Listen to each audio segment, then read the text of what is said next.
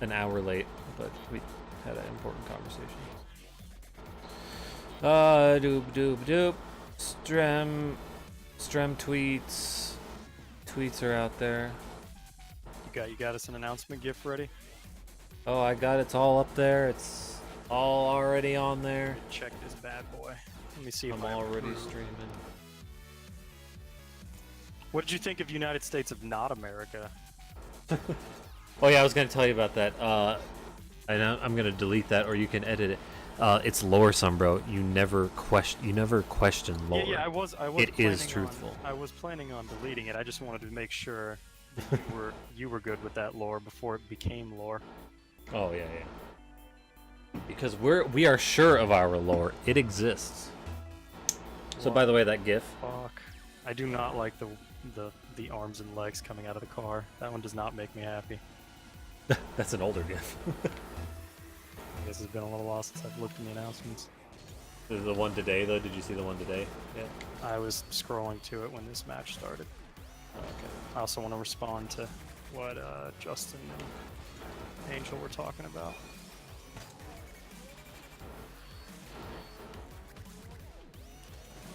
Did you see that video of the guy tasing that dude? Yeah. Yeah. I think we did talk about it actually. I thought that was just absolutely unnecessary. Yep.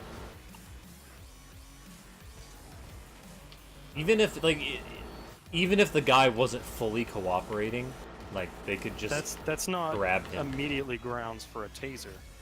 Yeah, exactly. The taser is for when the person is being a threat. Yeah, exactly. To themselves or to other people. Oh, fuck. It's not just like you're not doing what I want you to do in enough time, therefore taser. I've seen some cops like wrestle guns away from people before going to the taser. And like this guy's just sitting on the curb being incredibly docile. Yeah. And sure, I get that you want to protect the lives of the cops, like they need to protect themselves, but also your job is to protect and serve us. It seems a little ridiculous to be that quick on the trigger.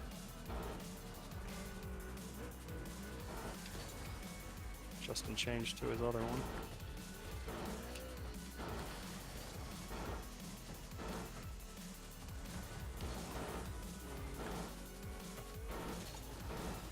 But because that seems to be what Justin was arguing, is that the guy wasn't complying.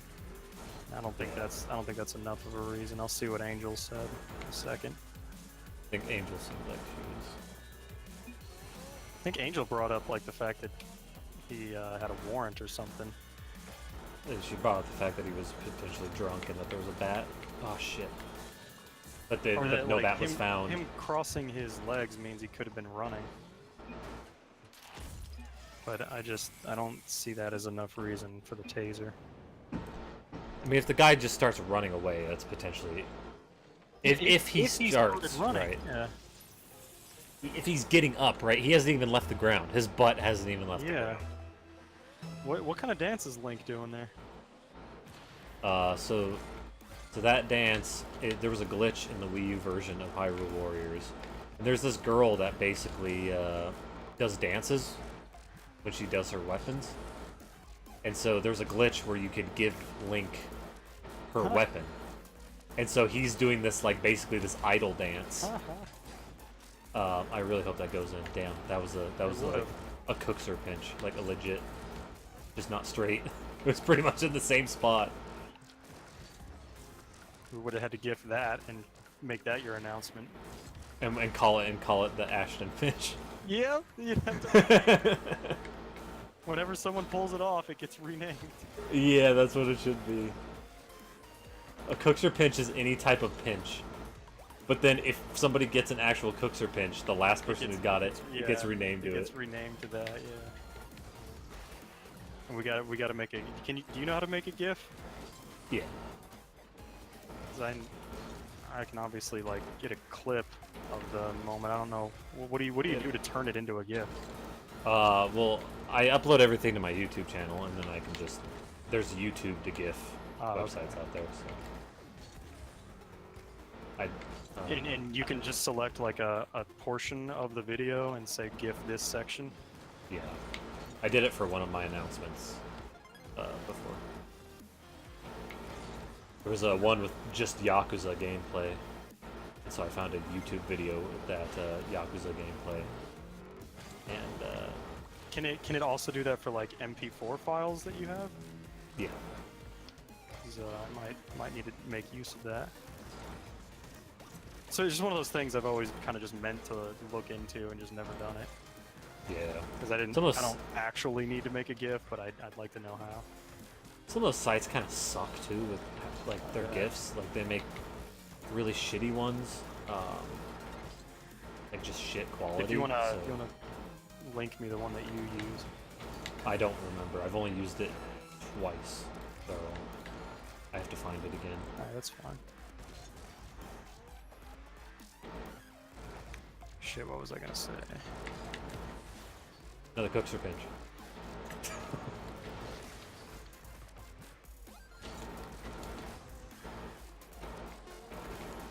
Oh man, Japan and Mexico all at the same time. No, You damn were it! You were saying Japan first, then Mexico. Now they're both fucked. Yeah. I was rooting for them as well. So I wouldn't have had that anyway, so it didn't matter if I hit it. Melissa's saying she's just watching it for the entertainment, but I have to actually root for somebody for the game to matter. There needs to be a winner and a loser for me. It's not as fun to just watch a sporting event happen. Maybe one of the cops should have stood in front of him to be more prepared for potentially running. They were concerned about that, especially considering he already had a warrant. Then folding his legs could be perceived as him about to run. I don't know about him clearly trying to comply, but I get the argument that it can be confusing when he's drunk.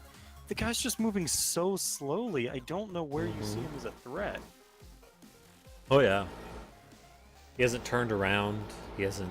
Justin's saying there's not enough info because you don't know if he's suspected of a violent crime or whatever.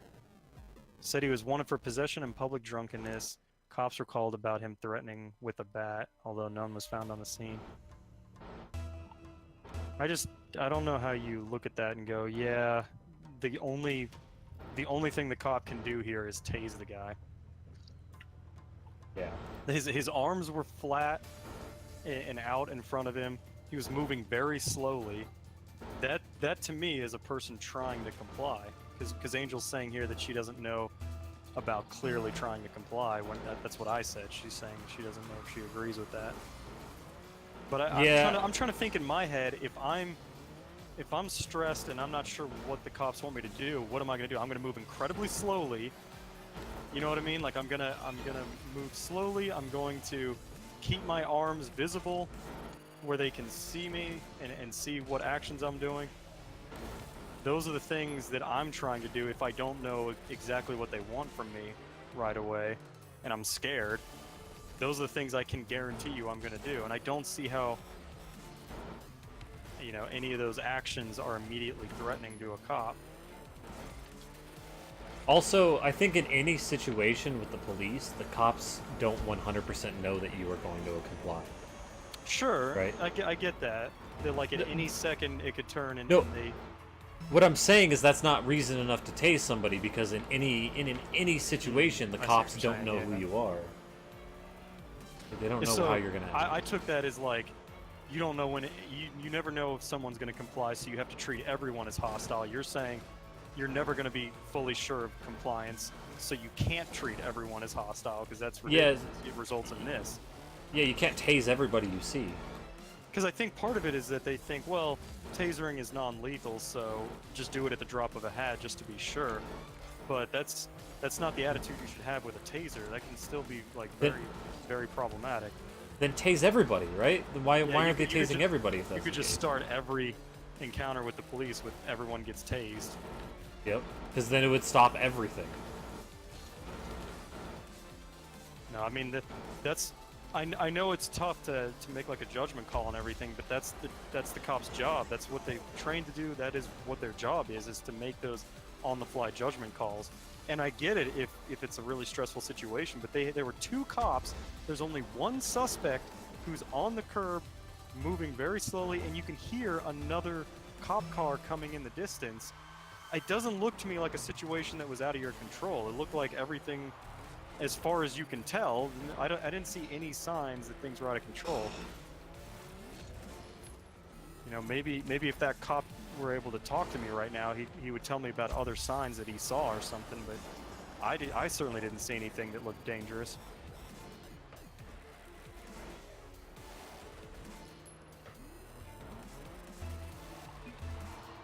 Well, they're gone. Yep. Nobody else is coming. I'll have the milk steak. Maverick with the pass.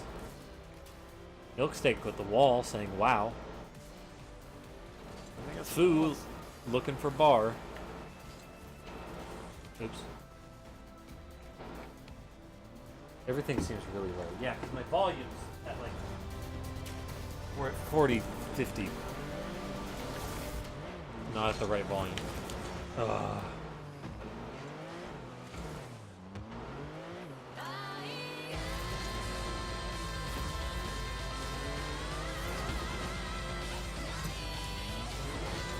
My last YouTube video was blocked in 9 countries. One of them being the United States. because of like music and stuff. Because of Japanese music. Sorry, I thought this was the land of the free. Yeah.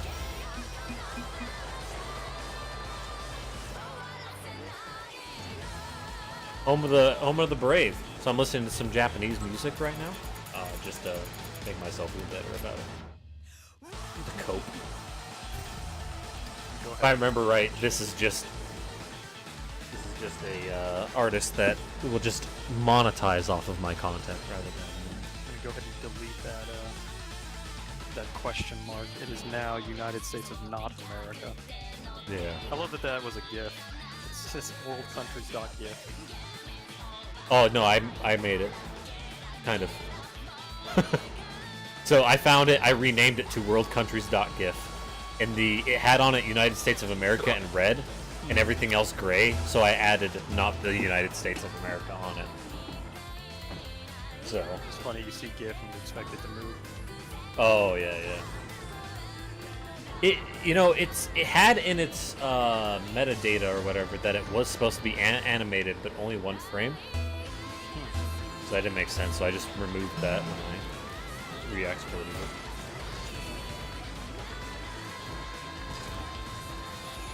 Unless every. Go ahead. No. Because I'm going to change the subject, so I want to. That's fine. What you're No, doing. that's fine.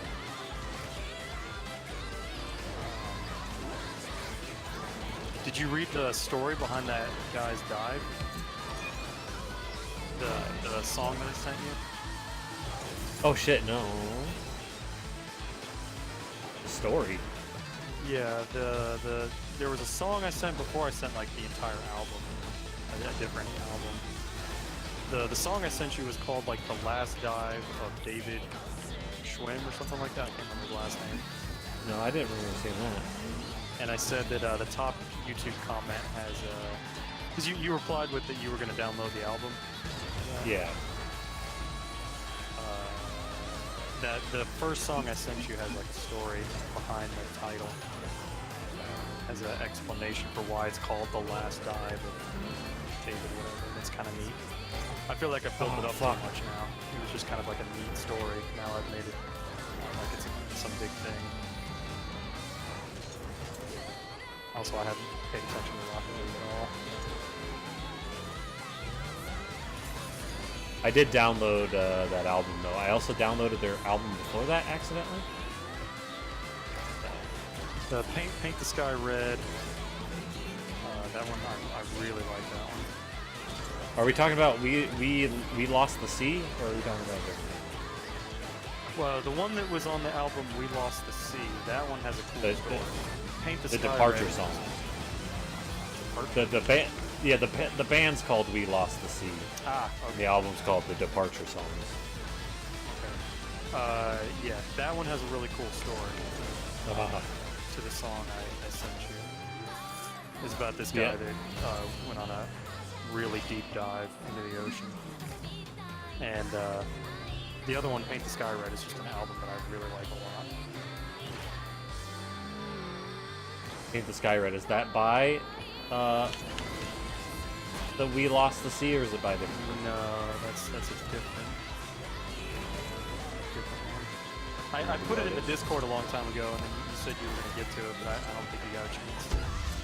Here, I'll look at it. It should be in our direct messages section. Oh yeah. Not all who wander are lost. That's what that means. Yeah. The Sky Red, not all who wander are lost. And the last dive of David Shaw is the one that has a cool story, and that's from a separate album. Yeah, that's from the Departure song. Yeah, I downloaded that earlier today. I timestamped that one, the David Shaw one. I timestamped it to the part where it gets like really intense. That's the part that I liked. Yeah. I've heard it before. I've listened to the album before. Oh. That's what I was listening to that Kristen album. sent it to me. It popped up in my YouTube like suggested video, so I wouldn't be surprised if that's where she saw it. Seems like She actually sent it to me a long time ago too. certain videos seem to pop up on people's related. Oh, I missed. No! I knew it was gonna happen. I knew it was gonna happen.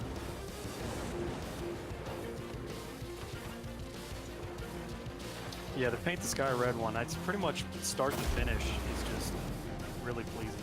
I just like the whole thing.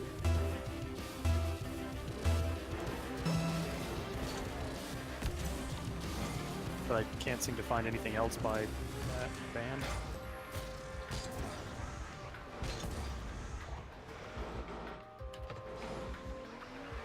One thing that really sucks about about post-rock stuff is like a lot of it is like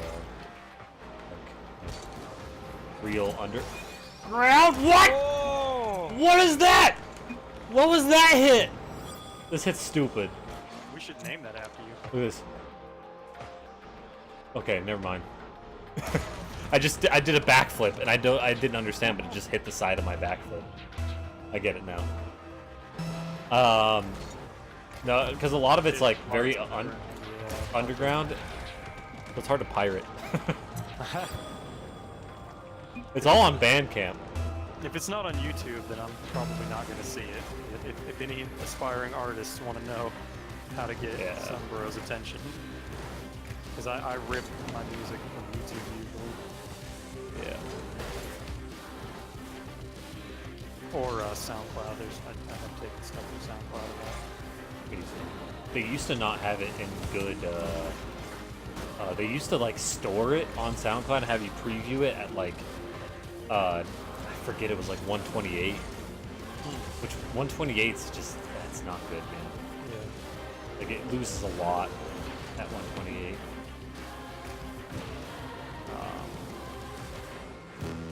But now I think they store it more. They store it in like original quality or whatever. For preview purposes. I haven't really gone to Bandcamp very much. Bandcamp's great because some artists put their shit on there for free. Right? Alright, that's worth looking at then. I It's could just tell not you. something I'm gonna. If someone links to a Bandcamp, I'd be fine with that. But I'm not gonna like browse Bandcamp.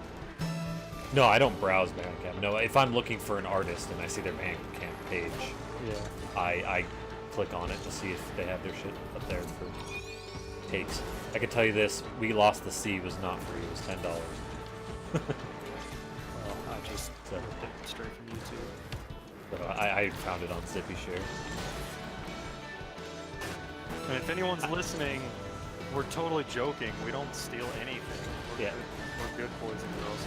I found it on Zippy Share and I reported it to the proper me too. authorities. Good job. I called DMCA himself and said, Mr. "Hey, DMCA. Mr. D, run DMCA." Oh, what a good game for us. Well, that was you. Why did I call I know. Shit, I said nice shot. Now we gotta pretend like we're not friends. Fucking whatever. Bag. Yeah, that was, I could have done it better faster. Really. I would have shot it in.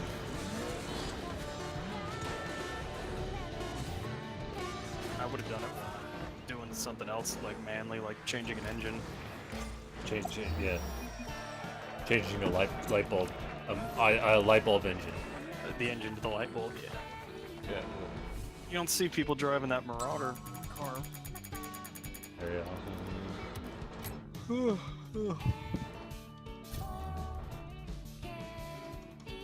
What are you gonna stream after this?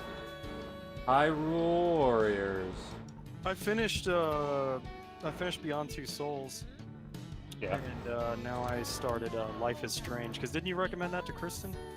Yeah, Life is Strange. That's a good one. That's a good one. But it's Northern Lion, so it's already someone I like, and it's in the same vein as a David Cage game. He doesn't have to do a lot of like, there's not a lot of as much of gameplay as much as it is like dialogue decision kind of stuff and like watching cutscenes. So that's it's very much in the style of a David Cage game where narrative is important. Like it's clearly a better designed game, but it's also, because it's so narrative focused, it still allows him some freedom to like riff on it like he does David Cage games. He still gets to make jokes as he's going along, but you can tell that he's taking it more seriously for the David Cage game. I think also though Life is Strange isn't trying as hard as the David Cage game is. So it's not as ambitious. I do like it's genius having the option to reverse and pick a different dialogue choice.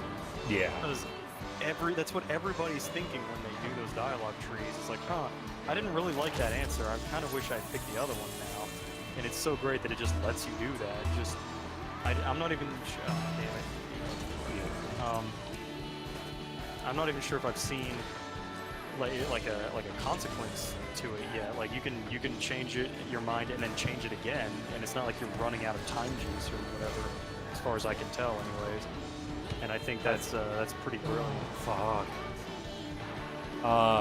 Yeah. There's no consequence. Yeah, it's awesome. just you can't go back far. That's the main thing. Right. You can only go back. Yeah, once you pass a certain point, you can't because that would be ridiculous. Yeah, but so far I think it's done really well. Yeah.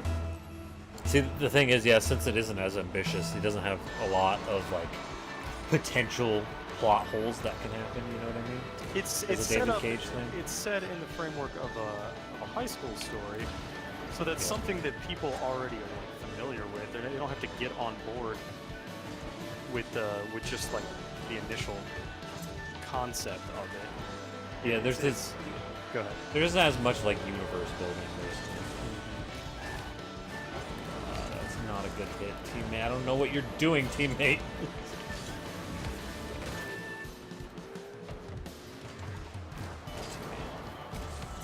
Ah! I looked up the failure is a game over is a failure of the game designer, not the player. You know what I'm talking about, the David Cage interview where he said. I forgot that was a David Cage quote. I remember the quote. I forgot that it was a. Because whoever said that. It's hilarious. I actually remember reading. I used to get a Game Informer magazine. I got like a year-long subscription for free. I was like, all right, fuck it, I'll take it. And I remember actually reading that in my Game Informer magazine, going like, really? Your game's gonna literally have no like failure state? That seems really weird. And sure enough, there's stuff in Beyond Two Souls where it's like Ellen Page is getting shot at. Hold the triggers and press L1 to put a shield around her so that the bullets don't kill her. And apparently if you don't do that, the game just does it for you because he didn't want a game over screen. So like if you didn't do it, she would get shot and die, and it's like that would be a game over screen. So he's like, well fuck, I guess we just have to do it for them, even if the player doesn't do it. They're just removing even one more layer of interactivity because of that ridiculous quote that he had. Oh! Damn it. Telltale does that too. Yeah. Fucking, Best Friends Play, they played the Telltale Minecraft game. And they basically, their goal was to play it and not have teammate is just everywhere. He's trying to do Important, everything. though. But they tried to have as little input as possible. So anytime there was a chance to do any sort of prompt, they ignored it. That's hilarious. And then only when obviously they would get like a you must try again thing, would they would They'd actually do like, it. interact and beat the game. Yeah. The reason I was bringing this up is because someone I looked up the a game over screen is a failure of the game designer, not the player. I looked that up, and there was a compilation of two best friends like referencing that over and over in multiple different games. Like apparently they played the Indigo Prophecy one. Yeah, they did. I haven't watched that either. It's God, it looks so dated compared to all the other games. It's so much older. Don't even watch it. Don't Omicron, dude. Omicron is David Cage's. It is such a garbage game. It is so bad. If NL plays it, I'll watch it because I just find that guy to be really funny. So, but it'll be the only thing getting me through it, I'm sure. But yeah, it was pretty hilarious watching them reference that over and over and over and over. That's probably where I've heard it is them referencing it in other games. It is a pretty memeable and a pretty consistently funny thing to meme. And clearly, best friends are into the poking fun at David Cage. Because they, on the bottom of their site, bottom of their Reddit, I don't know if it's still there, but they had a picture of David Cage, and they have these Japanese characters around it, right? Some katakana that say "go go go go go go go," which is a JoJo Bizarre Adventure reference to build hype. Nice. So, do you know how the Game Grumps feel about David Cage? Have they done Detroit yet? they played a tiny bit of Detroit, and they don't know shit about David Cage. God, these guys are so bad. They do have a potential rookie out. So I just saw him do a drift and look at the ball, but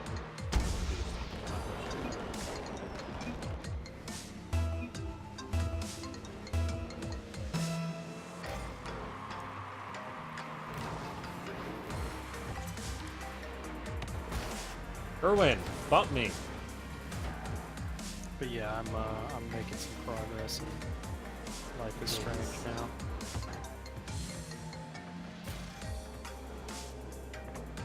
If nothing else, you got to give credit to David Cage for making like hours of entertainment, even if it's not good. It's been entertaining.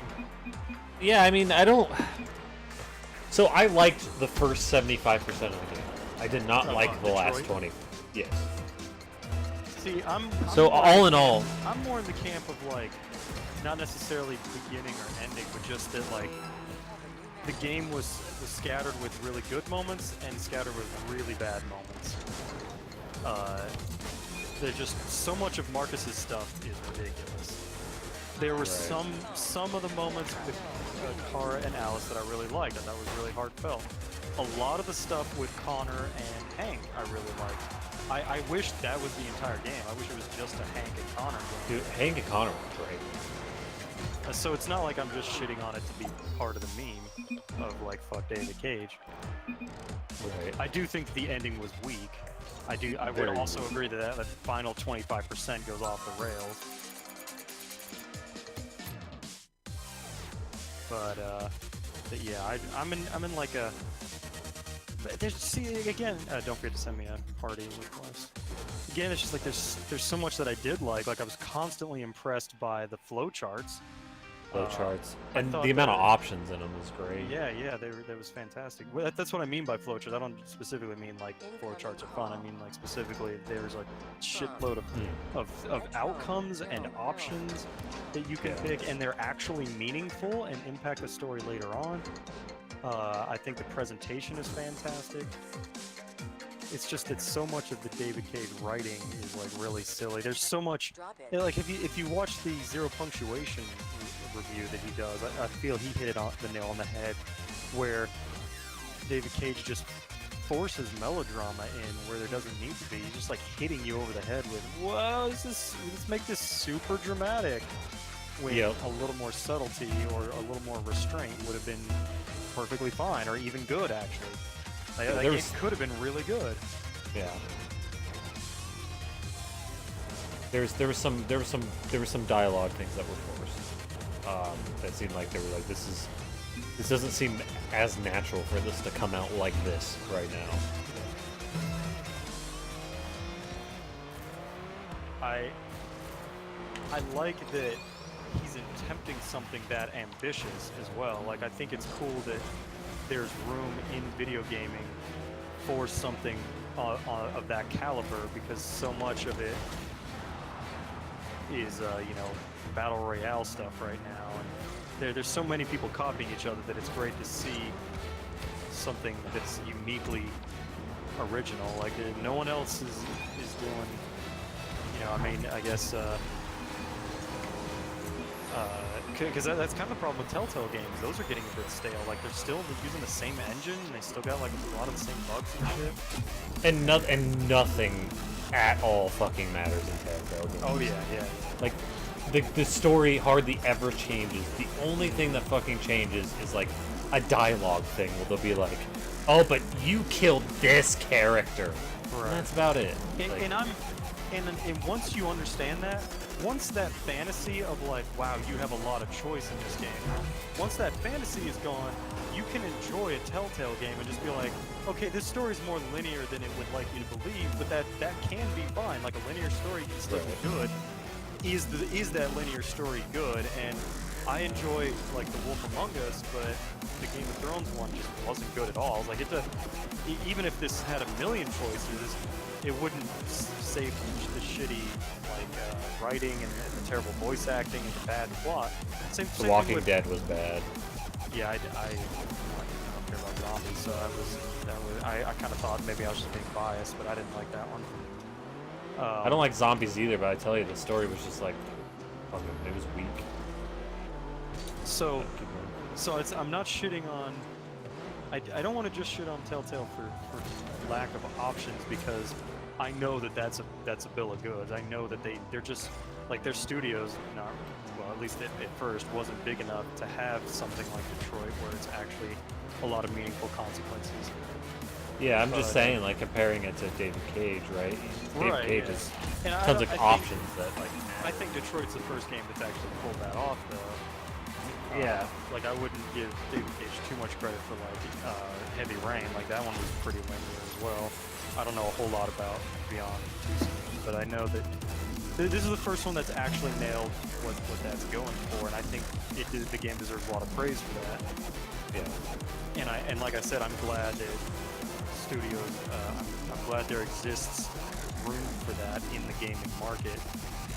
That doesn't mean that I can give some of the really terrible writing a pass just because the game has achieved something that is novel. You praise it for the good things and you shit on it for the bad things. And I think it's far and away the best David Cage game. It's absolutely the most entertaining. By far. If you trimmed out a lot of the dumb shit, you'd have a much shorter but really solid, really good game. Oh, I almost... I can tell you I'm excited to see what David Cage does next. I wouldn't say that about... you know, like, Telltale has really spread themselves too thin. They did Batman and Minecraft and more seasons of The Walking Dead, and they announced another one as well. They just did too many properties because everyone was on their hype train after Walking Dead. Oh, that was a good shot! You know, upside down from the wall? You have to give David Cage credit for always trying something new. He's not selling out. Like, each game he does is a unique vision and a new ambitious attempt at something. No, too high. Fuck. Oh, that's bad. Teammate needed to clear that up. Oh, that was... I almost had it. I just went slightly too high. Yeah, no... Yeah. like, I wouldn't say I'm excited for the next David Cage game, because, like, it's not something I would get excited about, right? It's at the end of the day, his stuff isn't my thing. Yeah. I'm excited to watch somebody play a David Cage game, Yeah, right? that's what I meant by that. I'm not going to play the next one. I'm going to watch NL play it, but I'm excited for that because I really enjoy watching NL play David Cage games. Yeah, but I don't think a David Cage game would be exciting for me on its own, right? For me, it needs somebody else. Yeah. But, yeah, I mean, it's his best one so far. He's trying to do something that's crazy, right? He's big. He is ambitious, and you got to give him credit for that. That he's trying to do something big. It's better than just making like an asset flip or a battle royale ripoff. He didn't buy like a licensed property like Telltale did. He didn't just go for the easy, like everyone knows this already, so it's easy to get an audience for it. He tried a new IP, and that's not easy that's not an easy sell.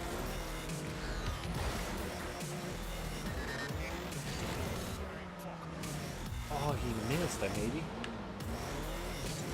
I don't know how that went in. Yeah, I'm not sure. It went off me though. I was gonna hit it. I feel like I was behind the ball. I still don't know what happened. I hit it. I hit it in. I bailed because I saw a teammate up was gonna hit it, and he didn't hit it. So I ended up running into me into our net. Barely tipped off my nose. Good old angel goal.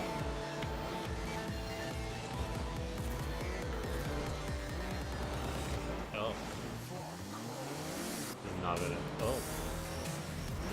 Man, this game's been a little awkward. It started really well too. Yeah. We were giving teammate nice one and stuff, so he was getting all happy. And it all just goes to shit.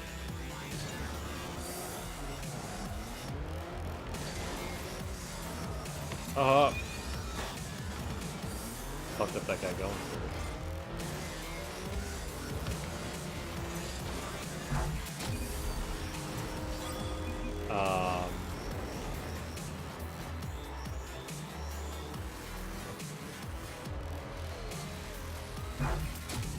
Yeah, Kristen was sitting here saying like she was saying the game was had good replayability and stuff like that, which absolutely, obviously if you're into that kind of story narrative, right?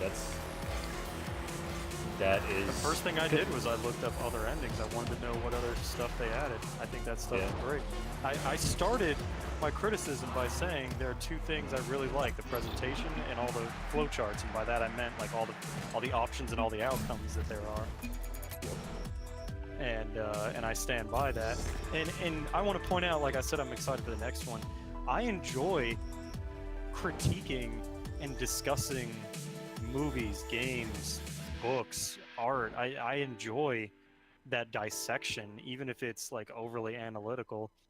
And David Cage games are like an event. Like everyone was talking about Detroit before it came out because he's not flooding the market with David Cage games. Yeah. The Beyond Two Souls and Heavy Rain were like the only ones that were on PS3, and like this is the only one that's been on PS4. So that's a long span of time with only those three, and none of them are sequels or remakes or they were all brand new IP. He didn't even take like a book and turn it into that. He started just with what he wanted to do, his vision. So that's respectable. It's something worth discussing. Yeah. And I love to do that. I love discussing where people. Some of my favorite movies were ones that were terrible. I loved talking about them after we got out of the movie theater and talking about how shit it was and where they went wrong. And that's the thing. Is like, well, we criticize everything. It doesn't matter if we like it or if we don't like it. Right? Rocket League, great game. Duh. We play it for bajillions of hours. But let me tell you about tournament mode real quick. You want to start talking about criticizing games we like, and you can go ahead and jump on the Elite Dangerous bandwagon real quick. we could talk. I could talk way longer about stuff that I have problems with than stuff that I like, and yet I've got 1,000 hours in it, and it's on my list of one of my favorite games ever. Yep. No question. There's shit about Dark Souls that I don't like. Yeah. So it's not that like, yeah. How many times have we said like, there's music that you like and I don't like? I can't stand dubstep, or you know, you didn't like drum and bass. So I was like, all right. There's not as much to dissect there.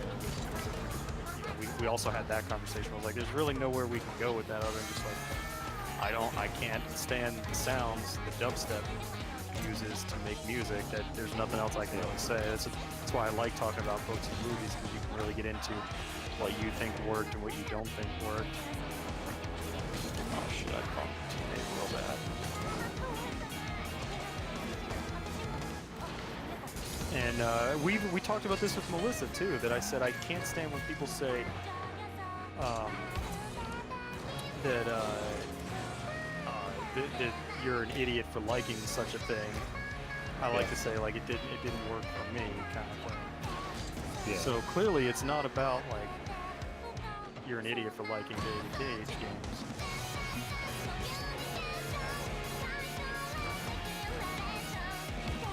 For fuck's sake, I hate horses. And I love to hate horses. Is it the actual animal, or is it the people that like horses that are obnoxious about them? It's the people, but then I like to hate horses. You know what I mean? I like to apply that to the horse themselves. I mean, I don't like horses. I don't necessarily think they're pieces of shit either.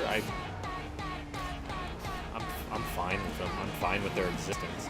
But because of the annoying people, it's like and saying, because you know, what is your opinion on a moose? And it's like, oh, whatever, it exists. it's a moose. Why should I give a shit? Yeah. But if everyone you talk to just wouldn't shut up about the moose that they own, oh god damn it. Yeah.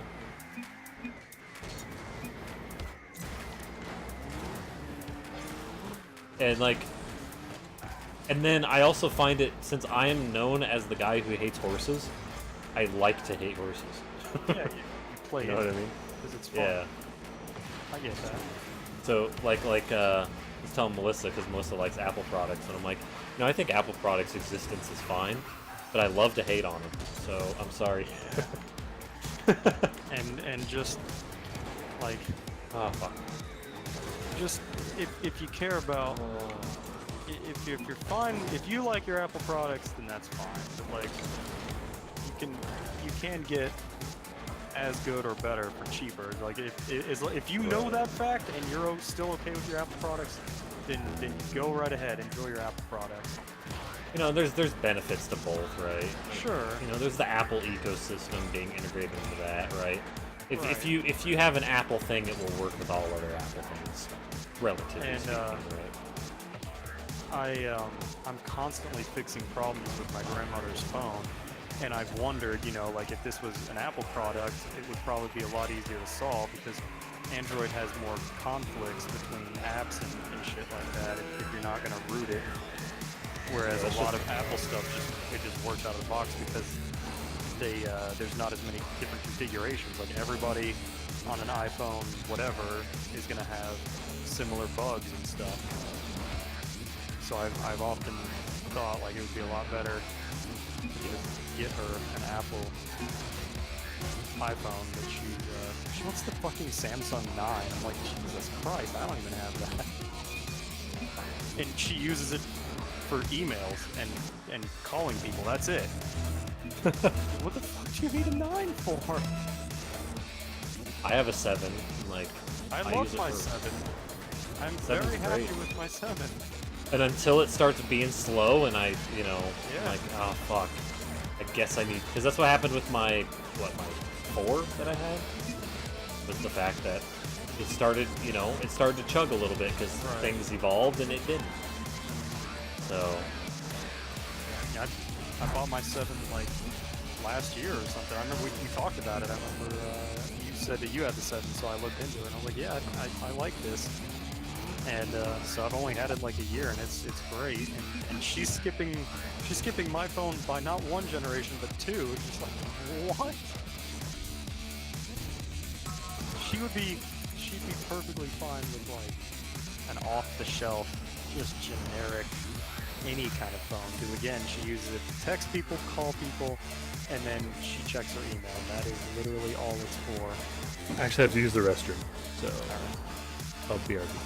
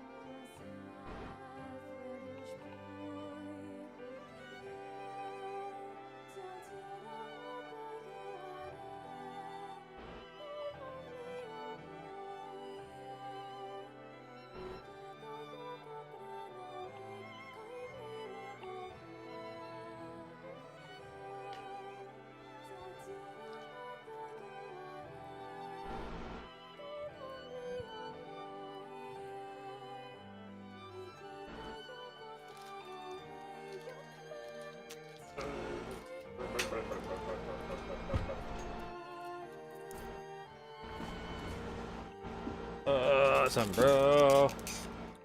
Some bro. Hello. I'm sorry about that. Alright. For one, my digestive system decided to freak out. For two, I left my phone in my room. For three, my watch doesn't work with Textra in the outgoing way. What? So I know, because I don't know how to do that for Textra. Because it's a watch, right? I have to, Oh, there's a reply button. I just don't know how to read. Okay. I have to figure that out. I have to figure out how that works. Because I hit the Samsung messaging app, and it said, having trouble retrieving your messages because it's not your default app. It's Textra. So I was like, well, shit. I mean, when you didn't come back right away, I just kind of assumed that you had cancer. Yeah.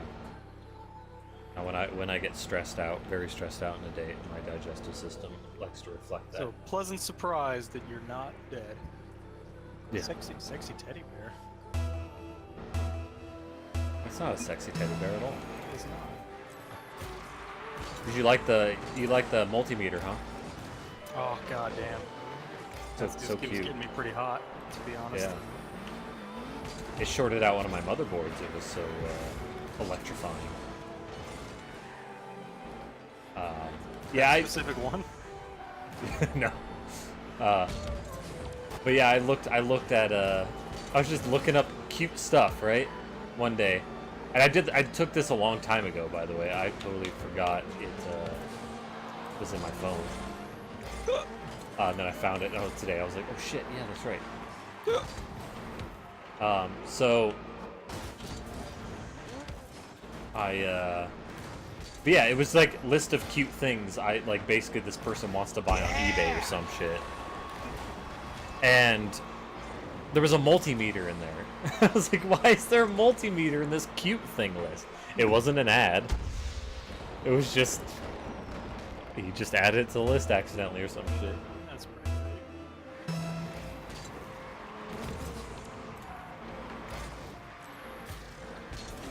I'm always a little worried that I put too much in that group texties chat. I'm glad we have it. It's really nice. Nice handy thing to be able to talk to everybody, even the people from your strems. I always feel like I'll say something and then it just goes quiet for a while. I'm like, well, shit. I guess the joke's over now. Like I sent the thing about the multimeter and it was dead silence for a while. I was like, ooh, all right.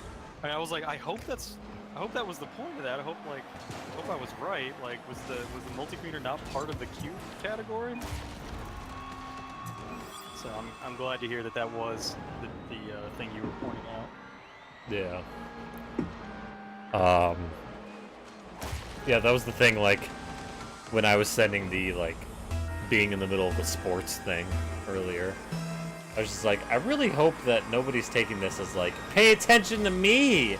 Yeah, it's my turn. That's why I was trying to engage you in the jokey way by being.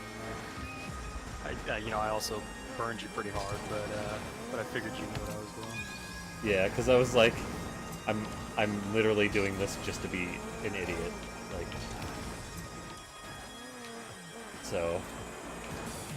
And then I walked up to one of my coworkers and was like, "Hey, how's hockey going? You got some cool hockey?" To what he said. Yeah. I was like, "You got any hockey facts?" I shot that in.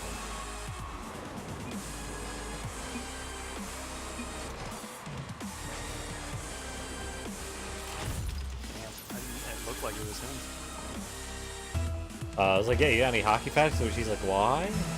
It was pretty funny because I could talk all day about soccer or football, but she brings up baseball. And I'm like, well, I have to stop here. I literally know very, very little about this. Yeah.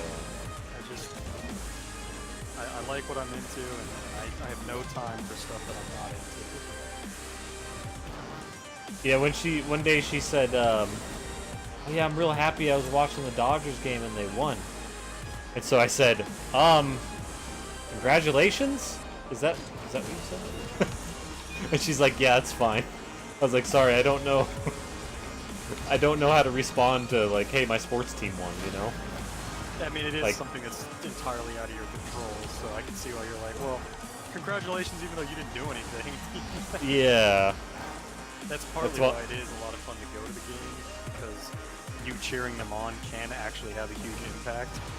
Like, Right. statistically, teams win their home games, especially in the MLS, like a lot more. Because they feed off of your energy. So, in at least some part, you have like influenced the outcome of the game when you go there. But I get that sentiment where it's just like, all right, so you know, something that's basically out of your control happened. Someone else's accomplishment was really impressive. They did really good sports and Yeah.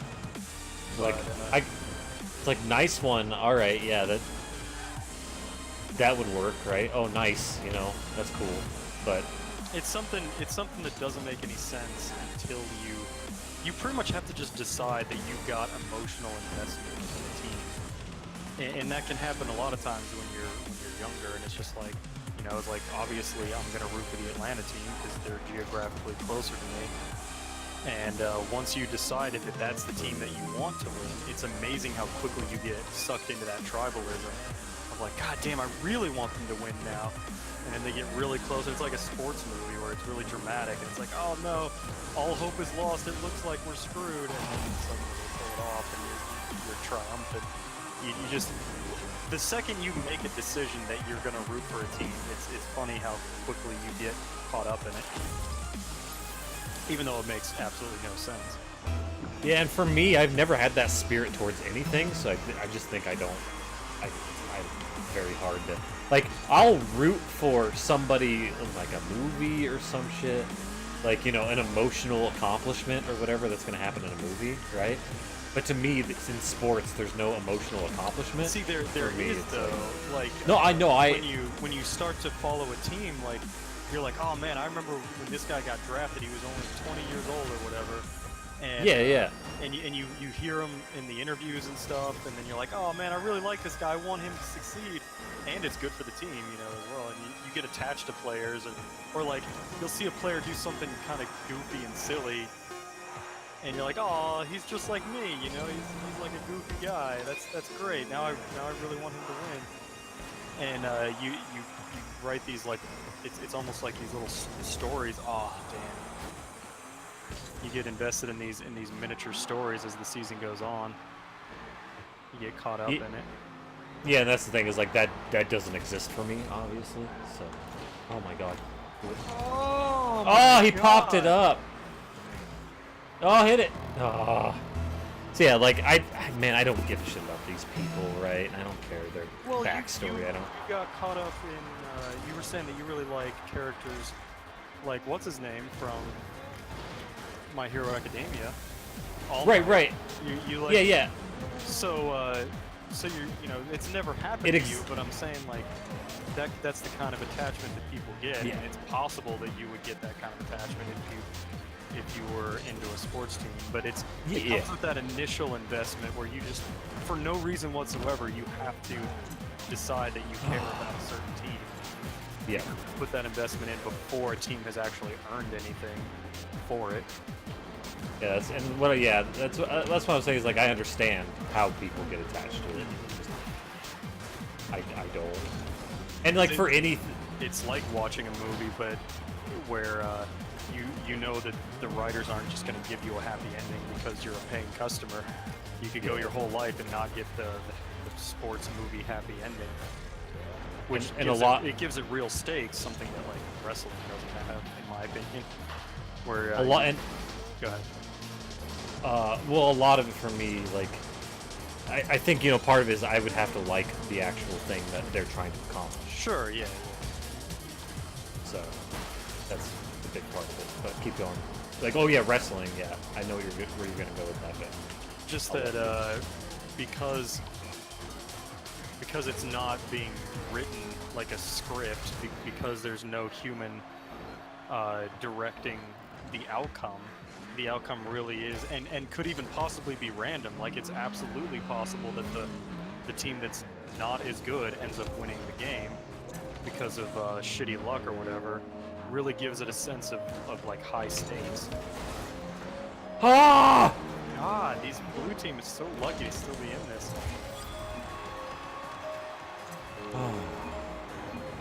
Which is why it was kind of surprising to me the way Melissa was talking, where she just seems to be such a fan of the sport itself.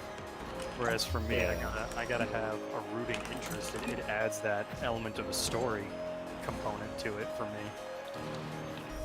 Whether it's rooting for the underdogs or just wanting your team to win, kind of thing.